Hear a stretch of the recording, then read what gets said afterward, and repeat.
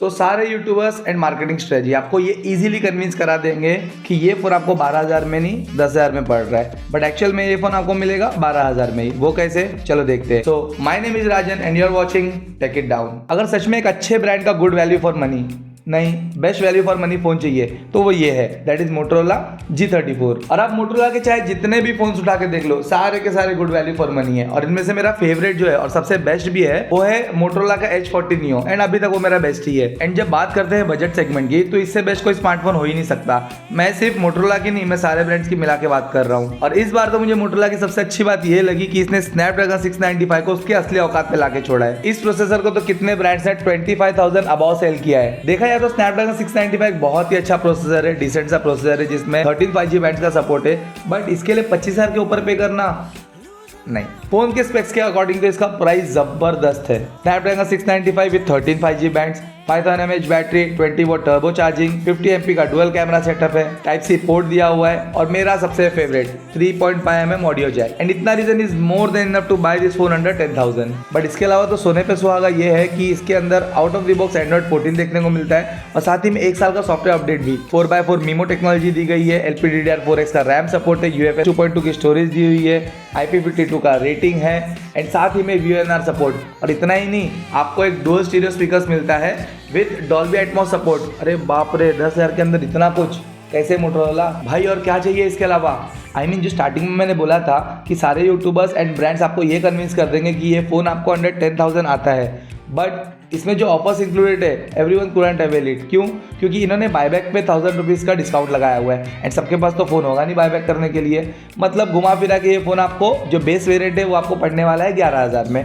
लेकिन अब कोई भी यही सोचेगा कि यार मैं 4GB लूँ 11,000 में, इससे बेटर मैं 1,000 रुपीज़ डाल के क्या करूँ, सीधे 8GB वेरिएंट ले लूँ। एंड मैंने सबको हमेशा यही रिकमेंड किया है कि कभी भी अगर डबल स्टोरेज या डबल रैम वेरिएंट आपको 1,000 या 2,000 रुपये एक्स्ट्रा डाल के मिल रहे हैं तो you go for it. Reason क्या है? रीज़न ये है कि एक बार आपने फ़ोन परचेस कर लिया, फिर बाद में आपको लगा कि नहीं मुझे थोड़ा और रैम का रिक्वायरमेंट है, तो आप अलग से 1,000-2,000 दे के वो रैम तो बढ़वा नहीं सकते हो। एंड एक और इंपॉर्टेंट चीज़, जब आप सेल करने आओगे, जब सेकेंड हैंड सेल करने आओगे या रीसेल करने आओगे, तो उस टाइप पे भी जो हायर वेरिएंट होता है उसका अच्छा बायबैक वैल्यू मिलता है, और उसकी बिकने की पॉसिबिलिटी भी ज़्यादा हो जाती है। डिस्प्ले की बात करें तो इट है 6.5 इंच 120 हर्ट्ज पैनल, बट हैरान करने वाली बात यह है कि इसमें जो PUBG न्यू स्टेट है वो ऑलरेडी 90 FPS पे चलता है, एंड COD को आप हाई सेटिंग्स पे खेल सकते हो। हालांकि इसमें फुल HD डिस्प्ले नहीं, उसके बदले HD डिस्प्ले यूज किया गया है। बट डिस्प्ले के रिलेटेड एक बात बताता हूँ, अगर आप एक हाई रेजोल्यूशन का डिस्प्ले लिए हो एंड उसमें अगर आप एक लोअर रेजोल्यूशन का कंटेंट व्यू करते हो, तो कंटेंट स्ट्रेचिंग की वजह से वो व्यूइंग एक्सपीरियंस खराब हो जाता है। मतलब वो वीडियो या जो भी कंटेंट है उसमें इतना मजा नहीं आएगा। एंड आज के डेट में मोस्टली सब डेटा कंजर्व करने के लिए, चाहे यूट्यूब हो चाहे कोई OTT प्लेटफॉर्म हो, उसमें जो भी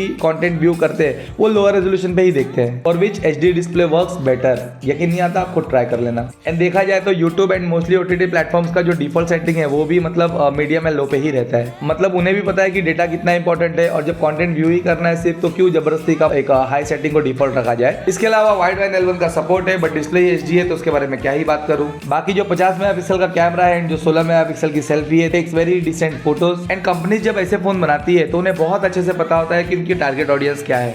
मतलब काफी रिसर्च करने के बाद एक पर्टिकुलर प्रोडक्ट लॉन्च करते हैं। अब आप सोचो इनकी टारगेट ऑडियंस होगी क्या, मैं बताता हूँ। इनकी टारगेट ऑडियंस बस वो लोग होते हैं जिन्हें बस एक अच्छा सा डिसेंट फोन चाहिए कम पैसे में। किसी को अपने पेरेंट्स को बस एक स्मार्टफोन देना है, या तो किसी को अपने बच्चों को स्टडीज के लिए फोन देना है जिसमें वो थोड़ी बहुत कैजुअल गेमिंग कर सके। Also some give it to their wives who are not much into tech and photography. और कुछ लोग जिनको बस एक सेकेंडरी फोन चाहिए, या फिर वो आईफोन यूजर जिनके 90% काम एंड्रॉइड में होते हैं, आईफोन तो बस एक शो ऑफ के लिए लिया हुआ है। अब आप ही सोचो इस फोन की टारगेट ऑडियंस कौन होगी, एंड उस हिसाब से जज कर लो। यार सच में मोटोरोला ने बहुत ही जबरदस्त फोन निकाला है इस बजट कैटेगरी में। Design looks very premium and unique. 3 colour variants, black, blue and green, and 2 RAM variants, 4GB RAM and 8GB RAM with 4GB of virtual RAM support. मेरा तो यही सजेशन है कि you go for the 8GB RAM variant. ये buyback के चक्कर में मत पड़ो, it's a different kind of scan for me. And ये जो 12,000 का इन्होंने प्राइस रखा हुआ है, इसका मैं कैलकुलेशन बताता हूँ आपको। आप एक काम करो, 12,000 का 0.8% कैलकुलेट करो, देखो कितना आता है। उतने लोगों ने मेरे चैनल को सब्सक्राइब किया इतने व्यूज के पीछे। अरे कम से कम 4% कर दो तो मेरा भला होगा। तो please do subscribe to my channel and thanks for watching.